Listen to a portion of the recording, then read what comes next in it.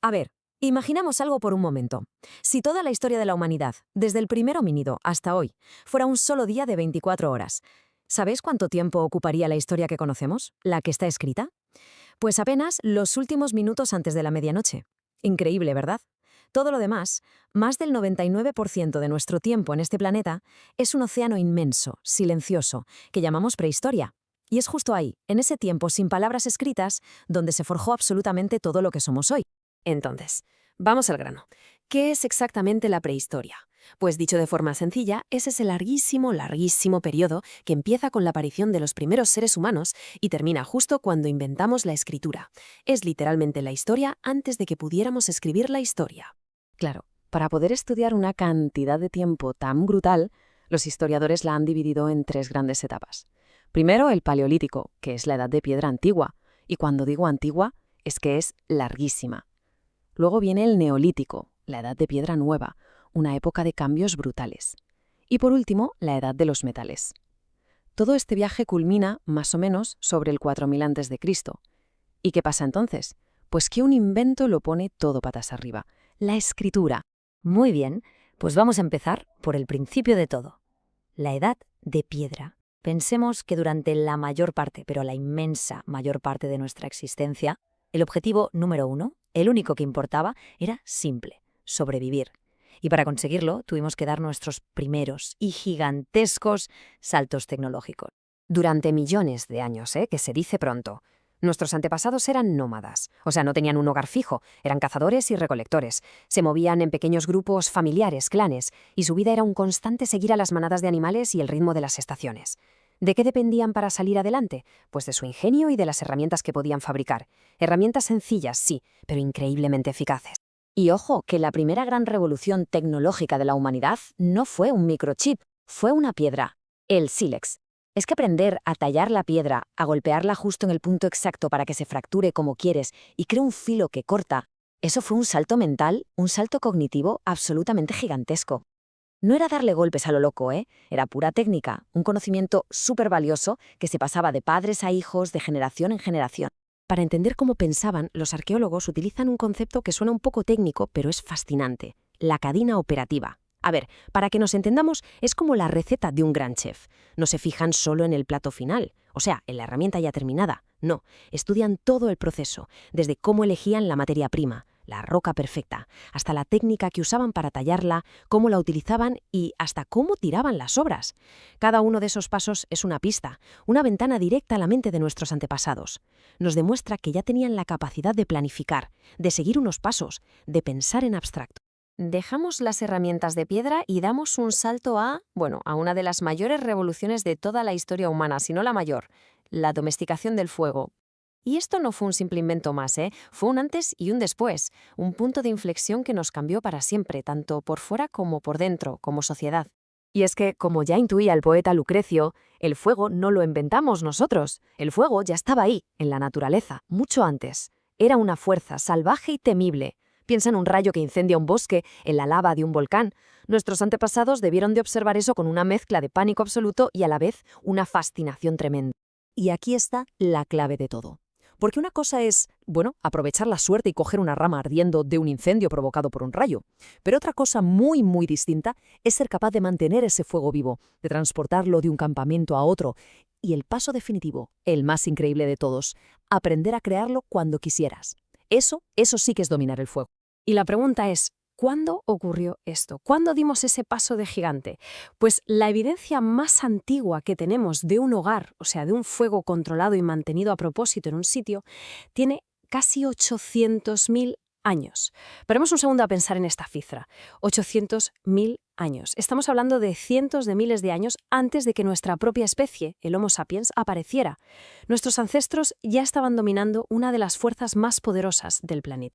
Es que el impacto de controlar el fuego fue total. Lo cambió absolutamente todo. Para empezar, la comida. Cocinar los alimentos fue una revolución en sí misma. De repente, la comida era más segura, se eliminaban parásitos y toxinas, pero sobre todo liberaba muchísima más energía. Y esa energía extra fue, literalmente, el combustible que permitió que nuestros cerebros se hicieran más y más grandes. Pero no solo eso, nos dio calor para sobrevivir en climas helados. Nos dio luz, alargando el día y permitiéndonos socializar por la noche alrededor de la hoguera. Y por supuesto, era el mejor escudo protector contra los depredadores. El fuego nos hizo más listos y por primera vez nos convirtió en los dueños de la noche. Vale, tenemos cerebros más grandes gracias al fuego y la cocina, y una vida social más rica alrededor de la hoguera. ¿Qué viene después? Pues el siguiente gran salto evolutivo, la explosión del pensamiento simbólico. O sea, la capacidad de crear arte, de representar el mundo, y no solo el mundo, sino también las ideas, a través de símbolos. Y entonces, de repente, en el Paleolítico Superior pasa algo alucinante. Nuestros antepasados se adentran en las profundidades más oscuras, más silenciosas, más inaccesibles de las cuevas y empiezan a pintar. Pero no hablamos de 4 garabatos, no. Crearon auténticas capillas sixtinas prehistóricas, galerías enteras llenas de animales pintados con un realismo y una belleza que de verdad te dejan sin aliento. Y claro, la pregunta que nos hacemos todos es ¿por qué? ¿Por qué hacían esto? Y sobre todo, ¿por qué en los lugares más recónditos y difíciles de llegar de la cueva, donde apenas llegaba nadie? ¿Qué narices significaba todo aquello? Bueno, pues la respuesta sincera es que no lo sabemos. No al 100%, y quizá ahí está parte de la magia de todo esto. Los expertos tienen varias teorías, todas fascinantes, la verdad. Algunos piensan que era una especie de magia simpática. Si pinto un bisonte, cazaré un bisonte. Otros creen que representaban los tótems de los clanes, sus animales espirituales. Y otra teoría muy potente es que eran las visiones que tenían los chamanes en sus viajes espirituales. La verdad, probablemente fuera una mezcla de todo esto y más. Sigue siendo un misterio increíble que nos sigue atrapando. Salimos de las cuevas, dejamos atrás el arte paleolítico y nos vamos directos a la que es, sin duda, una de las transformaciones más radicales de toda nuestra historia. Quizá la que más. Hablamos de la invención de la agricultura y la ganadería. Fue, básicamente, el paso de perseguir la comida a producirla. Dejamos de ser nómadas que seguían a las manadas y empezamos a echar raíces, a cultivar la tierra y a criar nuestros propios animales. Por primera vez en millones de años, en lugar de simplemente coger lo que la naturaleza nos daba, empezamos a doblegarla, a moldearla a nuestro antojo. Y este cambio, que empezó hace unos 10.000 años, fue como tirar la primera ficha de un dominó gigante. A ver, si cultivas, que tienes que quedar quieto en un sitio, ¿no? Pues de ahí surgen las primeras aldeas permanentes. Si tienes comida más o menos asegurada, la población empieza a crecer. Y aquí viene lo más importante. Por primera vez, no hacía falta que todo el mundo se dedicara a buscar comida. Así que empezaron a surgir especialistas. Gente que se dedicaba a hacer cerámica, otros a tejer, otros a construir. La sociedad, de repente, se hizo muchísimo más compleja. Y esta nueva sociedad, ya sedentaria, más grande y mucho más compleja, fue el escenario perfecto, el caldo de cultivo ideal para las siguientes grandes innovaciones.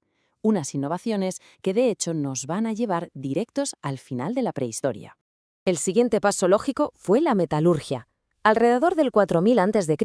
descubrimos cómo trabajar los metales. Empezamos con el cobre, después dimos un salto de calidad con el bronce, que es una mezcla de cobre y estaño, y es mucho más duro. Y finalmente llegó el hierro. Cada nuevo metal era una auténtica revolución. Significaba herramientas más fuertes, que duraban más y, claro, armas mucho más eficaces. Y casi a la vez que los metales, llegaron 3 inventos que literalmente pusieron el mundo a girar. Por un lado, la rueda, que cambió para siempre el transporte por tierra. Por otro, la vela, que nos permitió surcar los mares y los ríos como nunca, abriendo rutas comerciales. Y finalmente, el arado tirado por animales, que multiplicó la producción de comida de una forma bestial. Estos 3 inventos juntos fueron la base sobre la que se construirían las primeras ciudades. Y así, casi sin darnos cuenta, llegamos al final del viaje. Ya tenemos ciudades, comercio a larga distancia, trabajos especializados, una sociedad súper compleja. Y con toda esa complejidad surge una necesidad nueva, una que nunca antes había existido, la de llevar registros. Hacía falta apuntar las cosechas, controlar los impuestos, escribir las leyes. Y para solucionar ese problema, allá en Mesopotamia, los sumerios inventaron la escritura cuneiforme. Y justo ese, es el clic, el momento exacto en que la prehistoria se acaba y empieza por fin la historia, con mayúscula. Y con esto cerramos este increíble recorrido, pero me gustaría dejar una última reflexión en el aire. Todo esto que hemos visto, millones de años de evolución, de tecnología, de arte, de revoluciones que cambiaron el mundo, todo eso es el 99% de nuestra historia como especie. Un tiempo inmenso del que no tenemos ni una sola palabra escrita, ni un solo testimonio directo. Y te deja pensando, ¿verdad? Cuántas historias increíbles, cuántas epopeyas, cuántos descubrimientos y cuántas vidas fascinantes se han perdido para siempre en el enorme silencio de ese 99%.